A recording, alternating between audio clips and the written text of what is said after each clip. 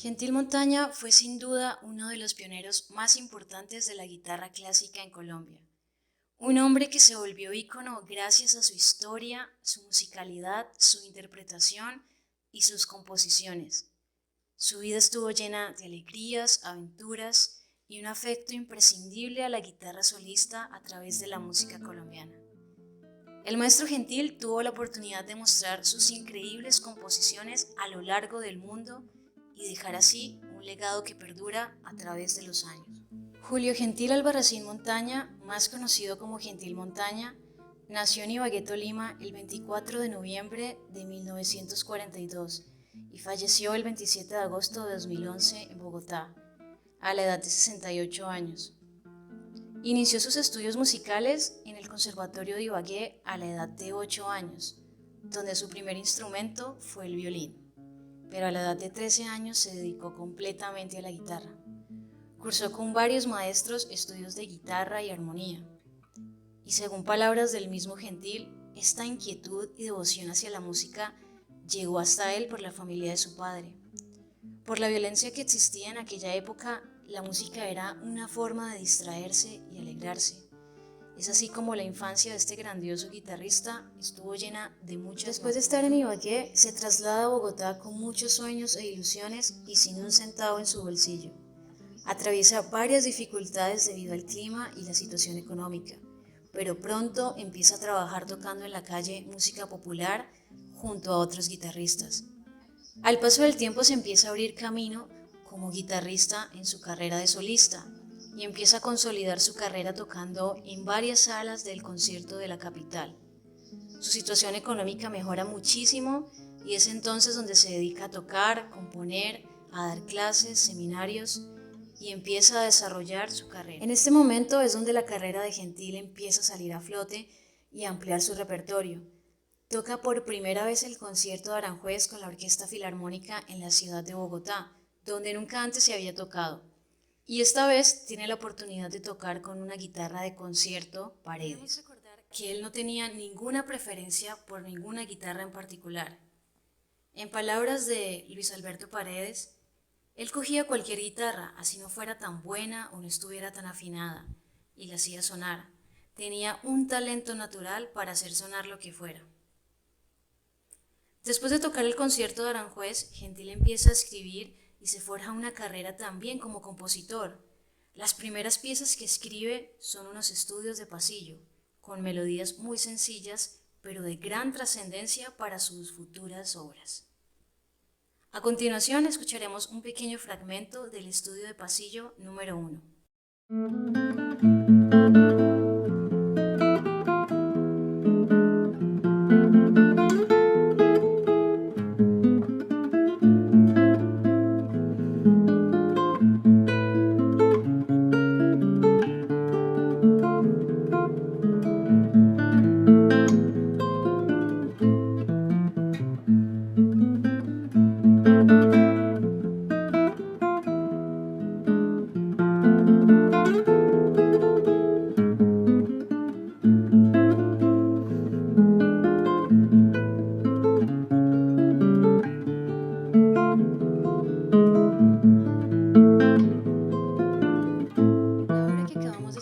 La obra que acabamos de escuchar fue de las primeras obras que compuso Gentil en su serie de estudios de pasillo. Es una obra sencilla pero muy bella. La melodía de este pasillo es conducida a través de los acordes y el bajo en este ritmo es muy marcado. A Gentil le gustaba muchísimo marcar el bajo en todas sus composiciones y puesto que es música colombiana, muchísimo más. Lo que hace en este pasillo es un bajo alternado, uno más seco y el otro resonante, particularmente conocido en todas sus composiciones. Tras ir consolidando su carrera, Gentil viaja a España con la ayuda de Belisario Betancourt. Su visión era ir y conocer la cultura y dar a conocer sus propias composiciones que estaban basadas en música colombiana, algo que no le sería tan fácil al principio a pesar de los pocos conciertos que realizó de forma académica.